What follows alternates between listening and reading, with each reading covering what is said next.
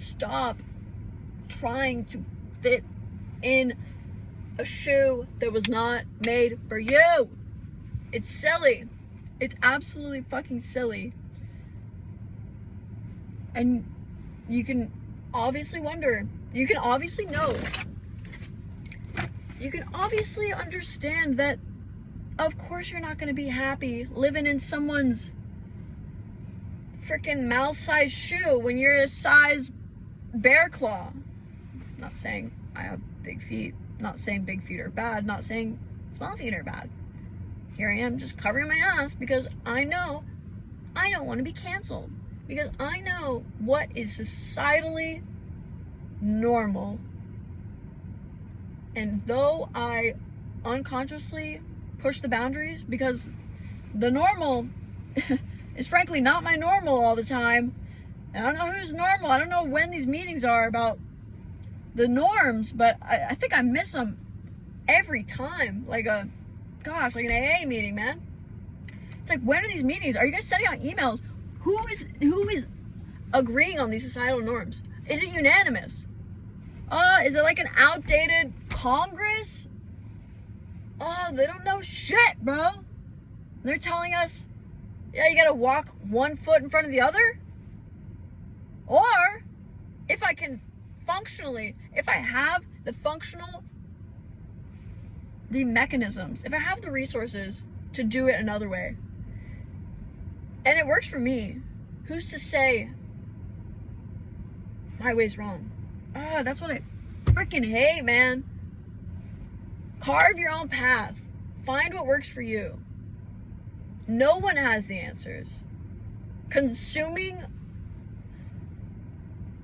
knowledge, consuming perspectives, honestly, perspectives that though they are similar to yours, they are not yours, okay? Though that cubic zirconia looks like a diamond, honey, she ain't a diamond, okay?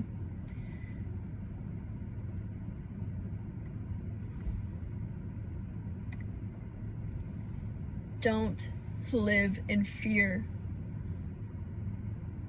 Don't live in fear of being an outcast. Don't live in fear of getting canceled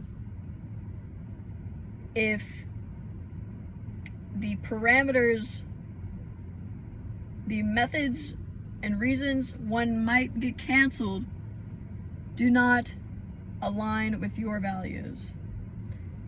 This is to say, if we're canceling everyone that outright admits that they like zucchini, if we're canceling them, but I don't understand why they deserve to be canceled, because zucchini is honestly a great summer squash, okay? And that doesn't align with my values. I should not live in fear for saying I like fucking zucchini. Oh my god.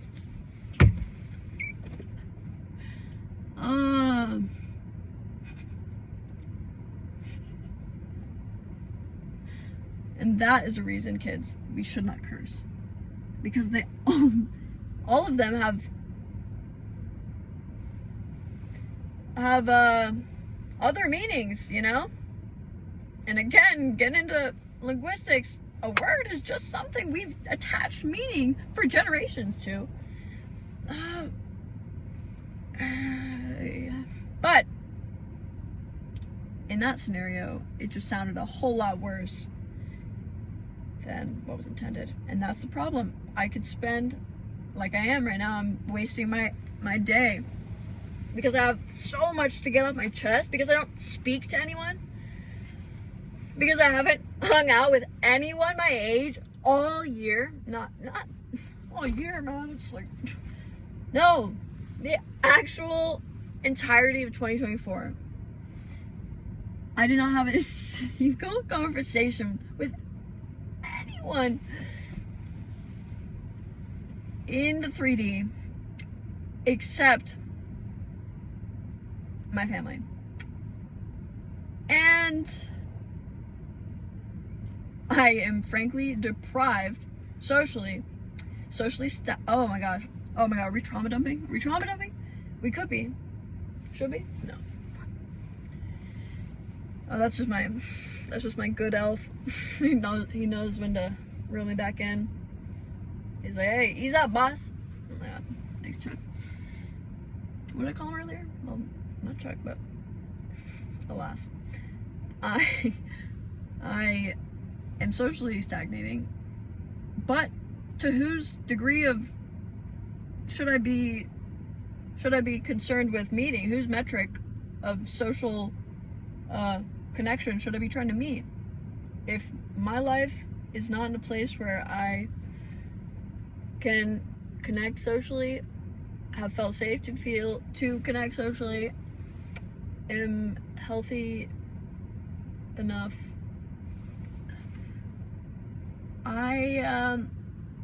that metric doesn't serve me. I will never meet that metric. Anyways, do not live in fear for trying to fit into shoes that were not made for yous. Okay?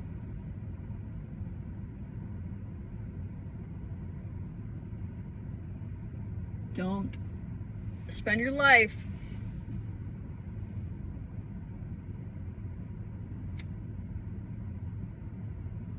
trying to be everyone else but yourself. Trying to be some culmination of everyone else. I mean, as much as we are just a reflection of our, closest friends, closest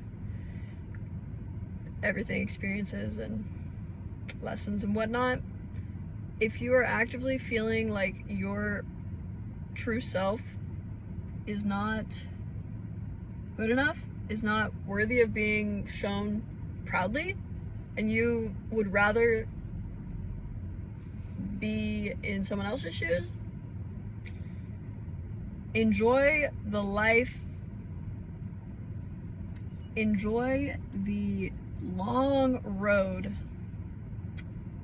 in those uncomfortable old heels with the broken strap on their last leg. Enjoy that journey in those heels when you know damn well you're comfortable and you love the look and feel and way your favorite shoe fits you, okay? Of course you're going to be unhappy wearing that damn high heel. This is not some underlying, if the shoe fits, well, that's not really, but this is not some, not even gonna, if you're, it doesn't matter. Of course you're not going to feel fulfilled when you aren't reaching a standard that you created or society created that you're trying to uphold, that isn't something you actually value, that isn't something that's good for you, that isn't something that's you. Stop trying to find joy and meaning and answers in everyone else. No one has the answers. We come to a lot of conclusions. We should learn a lot of lessons from the experiences that we are presented, that we live through. That does not mean the conclusion I draw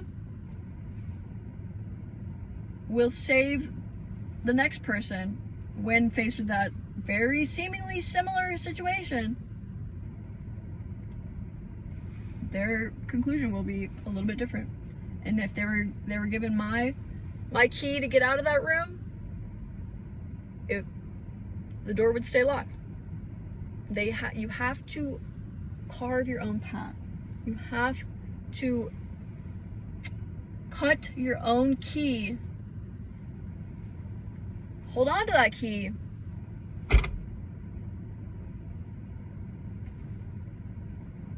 And know that you're one of one. I'm not gonna get emotional here, but I could. One thing I have absolutely embraced is my emotions. I will cry if I have even the slightest inkling of wanting to cry. I will actively push out my tears. Yes, I'm hyper independent. Yes, I'm avoidant, attachment style. Again, labels. There are things that help me quickly identify patterns from a one or two word statement title. Oh, you do XYZ? When you tell me you're this. Oh, so you blah, blah, blah, blah, blah. It's a concise way of saying this. They're not you. They're just ways to put a bow on all of your features. Like a little bow. But sometimes you hate the way that bow looks and you want to ditch the bow. Because it's just a label. It's just an ugly bow that doesn't serve you. It doesn't fit your style anymore. I know I get very metaphorical here. I hope you can read between the lines. I hope you can see beyond the veil. All the birds are murmurating, and that's my favorite freaking thing. And if someone ever exposes that they're government agents in each and every one of those birds, I will have said, I will have gone mute, because I had to have shut off my ear processing, become deaf, so that I can't even hear that. That is not. I digress. Of course I digress. It's my favorite thing to do. Podcast name? I digress. Fitting.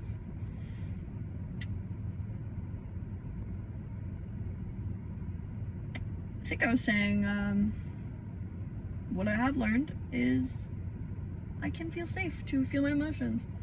I like all the gut feelings we have, like the inclination we have to say something. Like, I don't know, I could really, why I even thought of that? It's there for a reason. Not saying that on the other side of that coin is,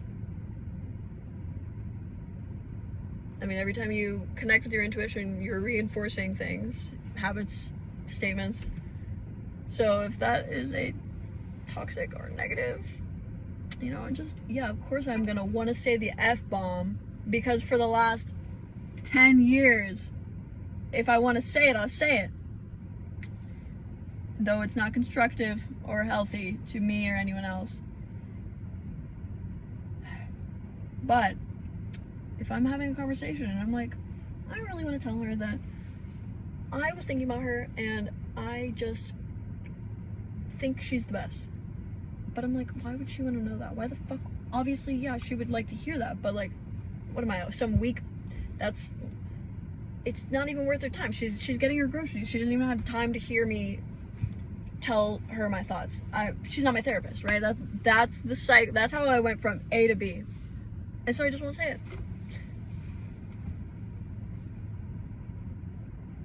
But that literally could have been your last time ever seeing that person. And the thought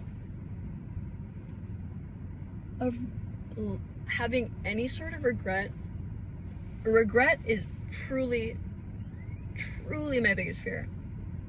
And I think it's still a matter of letting go. And I could live in regret, or I could say, well, it didn't happen. I don't need to beat myself up about it. It happened the way it happened. It is what it is.